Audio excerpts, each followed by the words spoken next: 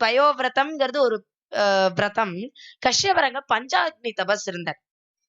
அவ ஒரு விஷயத்த ஒரே காரியத்தை நோக்கி ஒரு மனதோட பண்ணினா.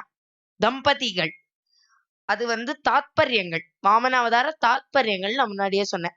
தாத்பரியம் தாம்பத்திய தாத்பரியம். இது ஒரு காரியத்துல தம்பதிகள் ஒரு மனதோட இறங்கினா, 2 பேருக்கும் ஒரே எண்ணம் ஒரே யோஜனை இருந்தா அவ நினைச்ச காரியம் சுபமாக முடியும். அதனால அப்படி இவாளும் அந்த காரியத்தை தபஸ் பண்ணி, தபஸ்ங்கிறது ஒரு நிலையோட ஒரே எண்ணத்தோட பண்ணதுனால நாராயணனை குழந்தையாக அடையக்கூடிய ஒரு பாக்கியத்தை நற்பலனை கிட்டினார்கள். அதனால அந்த நாராயணன் பிறக்கிறேன்டார்.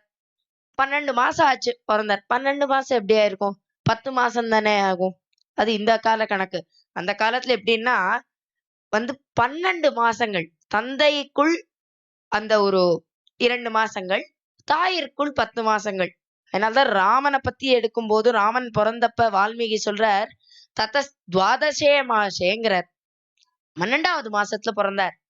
அப்ப இந்த குழந்தை ஓணம் திருவோண நட்சத்திரத்தன்னைக்கு பிறந்தார். வாமன ஜெயந்தி அது, திருவோண நட்சத்திரம்.